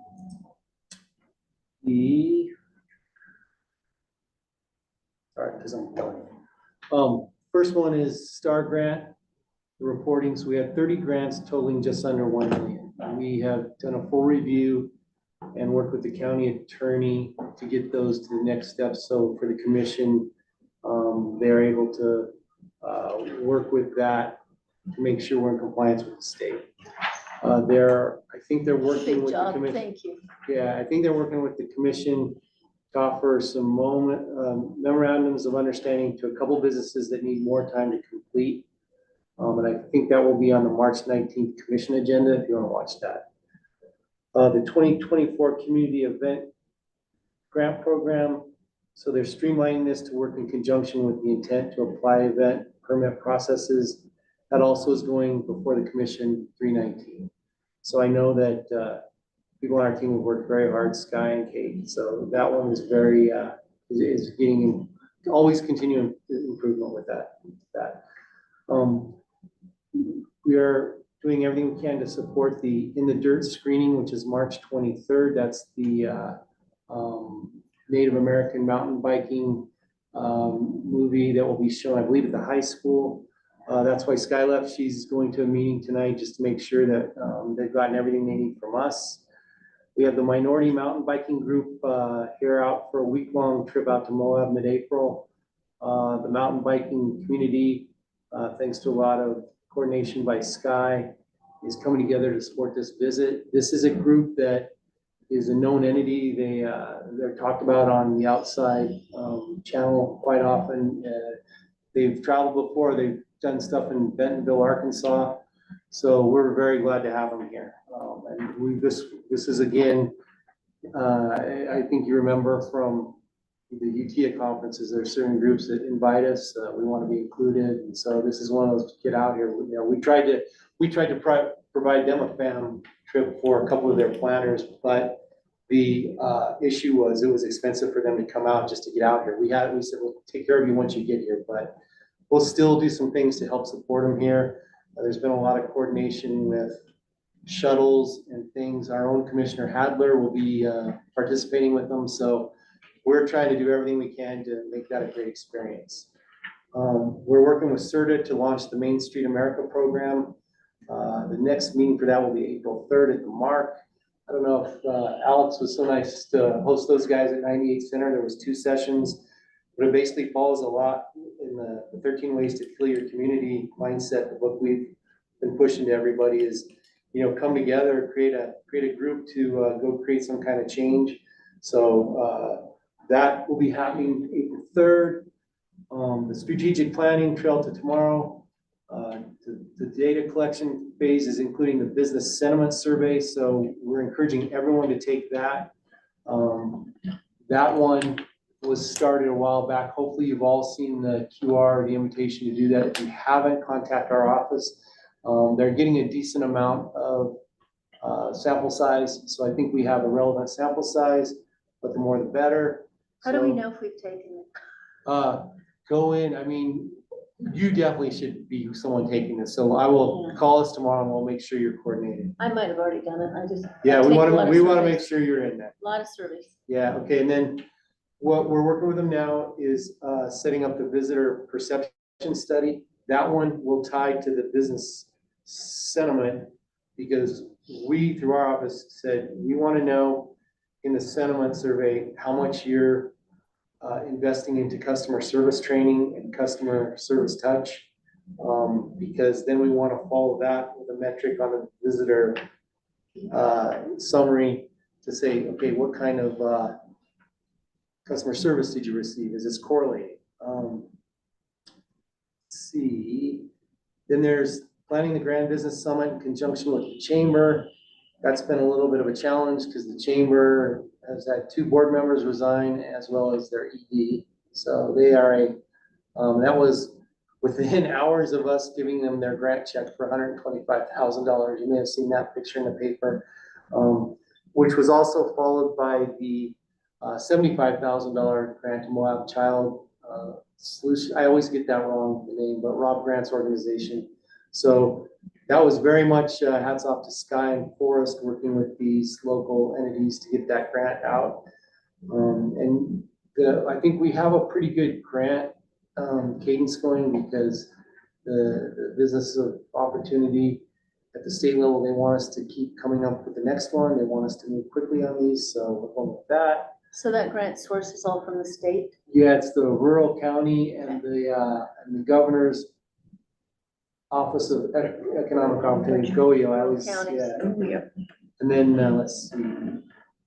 We'll be planning and marketing strategy meetings with local businesses, scheduling one-on-ones to align the marketing opportunities. So back to the Elaine Gisler model, Sky is working to take anything we're doing and get the things you're asking, like where are you putting these, so that you can decide if you want to piggyback that or tell us time out, you need to pivot and go, you're going the wrong way. I mean, as Brian says, why are we doing fly campaigns if we're, it's tougher to get here, or maybe we need to get a Q metric that says, well, this is very helpful because I'm gonna fly somewhere and then drive there. So, I always want, it's like those numbers for the cost of travel. This is all anecdotal until we're looking at metrics. Then we're working with Active Trails and Transportation on the Crux Educational Series, KZMU Experimental Podcast Series on the Search and Rescue. And that's has the opportunity to grow the educational visitation for SAR-related expertise in Moab. That's one thing we're kind of tying into USU, is if we created an Aspen Institute or something we do very well here at Search and Rescue. It's the kind of thing that with our off season in the first months, we have hotels and stuff, people could send teams here and they could go with the best. And out here you have water, rock climbing, base jumping, you have every kind of different rescue. So it's always a different story. How would you feel about incorporating where the money for search and rescue typically comes from? That'd be great. I feel like that's been something we've been really hesitant to mention about. A lot of people, even Moab communicates by Facebook, but they're asking, how come we have to pay for all these dang tourists? And I don't think they realize that so much of these dollars for search and rescue are coming from tourism. Right. It's the, for instance, I was at the Friends of Arches and Canyonlands fundraiser on Saturday. Full disclosure, my wife's on the board. But the brush truck that they have there, that was a fundraising initiative by Friends to get that thing retooled. They have the chassis, but I don't know if you've seen that thing. It's a monster of a truck that can go out, White Rim, all these different places, and hopefully rescue, not recover people. But it's so. But that is a very good point, because that funding is important to understand, and we are a best in class right here. So we have that, and then the last one was water maps. There's a beta testing round 2. So if you're interested in participating, please let Sky know. And then on the personal note, she just did wilderness first responder certification with many of the local guides. It was awesome working with them. I am a firm believer that the guides here should be teaching high school history and geology. I think the guides that do the river stuff here know more about this place than anybody. I learned more about my father-in-law spending a week with Brian Martinez in Germany than I've learned from my family, because he's taken people to the Great Gallery. He's taken Lynn's older step siblings on trips to where their dad was discovering stuff. So, you know, I think I don't hesitate to say that guide model is one we should definitely be putting in our storytelling model. So with that, I think that's a report. Perfect.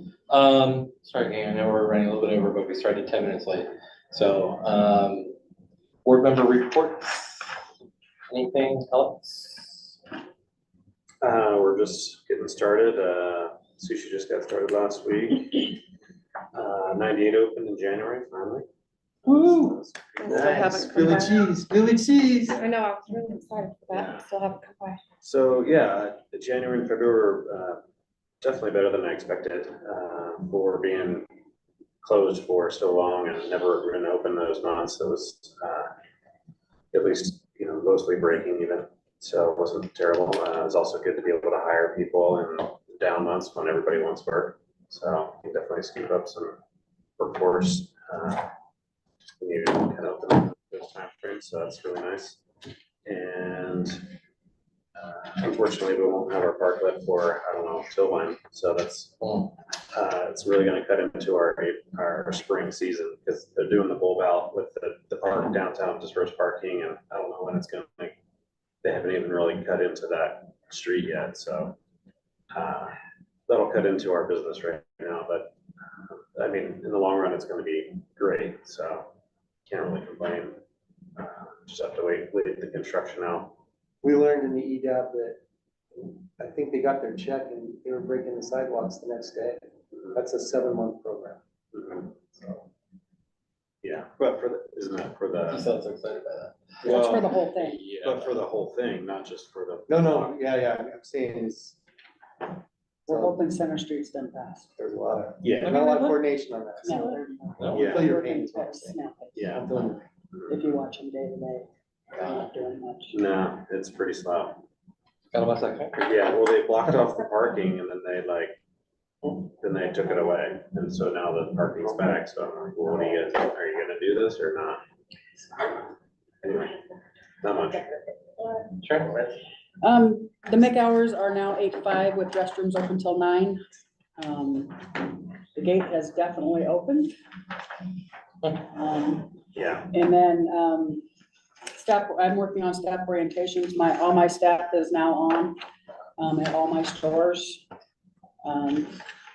So we did half of them today, and then we do half of them tomorrow. If you don't go to the training or the guide thing on Saturday at the middle school, Hawk Watch will be at the MIC at 4 p.m. on Saturday. So especially kids, everyone come on down. So they will be at the MIC. I was going to talk a little bit about the road construction too. We had an incident this morning where the semis coming to bring food for restaurants just parked in the road in front of our exits and entrance. So you couldn't get in or out of the MIC parking lot for a while. Which vendor was it? I don't know. I was doing that came from one of my staff because I was doing orientation, but because she went to go get some stuff from the main office and she couldn't get out of the parking lot. I have voiced my concerns to the city, especially about, because we would have buses and semis come into our parking lot. That's not gonna be able to happen. They're not gonna be able to make that turn. I don't know if they've talked to you, but the one thing they said is what's possible is in front of like the sushi place, make that a loading and unloading for buses and semis instead of parking for these guys. So I don't think they really thought about it before they decided to do it. So we're not sure how it's gonna turn out. I know for a fact they're not doing one of the suggestions I made, which was making sure you could get all the way across on both the entrance and the exit. They're still only going with at the exit. So if you're going west and you wanted to turn into the MIC parking lot, you're gonna have to go all the way down, turn around and come back, because you're not gonna be able to get over unless you come in the parking lot backwards. So we'll see what happens when it happens, but they are not working very fast. Just, I don't know, it's almost like it's gonna be 7 months to get Center Street done. And then it'll be wrong and then we'll have to rip it all up. Yeah. Job security, I guess. So we'll see what happens. Okay. Second? Element, we are finally starting to see people back in the breakfast area. Great. It's a full house. March, we had a couple sold out nights this month already. Jeep Safari is looking amazing. I think we're almost sold out every night that week. So that's amazing. I don't think last year was like that at all, but it's good to see. So March is looking really good. Groups starting to come back. Our bar and lounge is also open every night now, and it's open to the public, just so everybody knows. It's open like, I think 5 p.m. to 9. So if you haven't tried our Elements food, try it. That's really all I got. Nice. Lori? Happiness at High Point. People started coming to town late yesterday afternoon and they're here today. Super happy to see everything from mountain bikes on the back of vehicles to just families. I see families. And I've been asking people all day, is this your spring break? Where you come, they're like, yes. So I heard spring break from Florida, spring break from Texas, some from Montana, and they're not afraid of a little bit of cloud cover or rain in Montana. So I'm so happy to see. I don't know what we're doing right or how we're doing it, but I just see a few families holding hands, crossing streets. I'm rejoicing. It's good. So thank you. We talked about, we're gonna start doing the same thing as asking where you're from, why are you here? Why did you pick Moab? That's what, the other thing we wanna know. How did you find us? Yeah, how'd you find us? Why are you here? Are you here for an event? Or are you just here? We're getting ready. We're celebrating in March. Technically, it's our 25-year anniversary, and we'll figure out how to celebrate that. It's kind of a year-long thing. It's not a month. It's a progression, and I'm just happy that there are other people in this room. It seems like, Robert, you've been here since I've been here. 25 years. Is that right? In Yeah, May. yeah. So, yeah, we started gently in March, and I'm so grateful for you and what we don't usually speak in these meetings, but I feel so grateful for what you bring to make beautiful things in our community and that welcoming thing. I'm not saying it well, but I'm just grateful. Back in the days of Marion, it seems like, isn't that when you started Yes. with Marion? Oh, yeah. I'm super grateful. Thank you. Thank you. Nice. For me, same thing. Red Cliffs is booming right now. We are significantly ahead of last year at this point, but honestly, our pace is ahead of last year as well, so we're doing well. Same thing, lots of spring breakers. Everyone is on spring break, it seems like. We had 29 horseback rides go out today. Nice. We had our first skydive into the lodge today, which was great. So yeah, people are not afraid to spend money. We are definitely seeing a return of guests that all went to Europe last year because Europe opened up after COVID and now they're back. So let's hope that trend continues. In addition, I don't know if all of you had an opportunity to meet Jill, but Jill is down here. She's with ABC4 Utah, and Craig, her driver, who's actually her husband.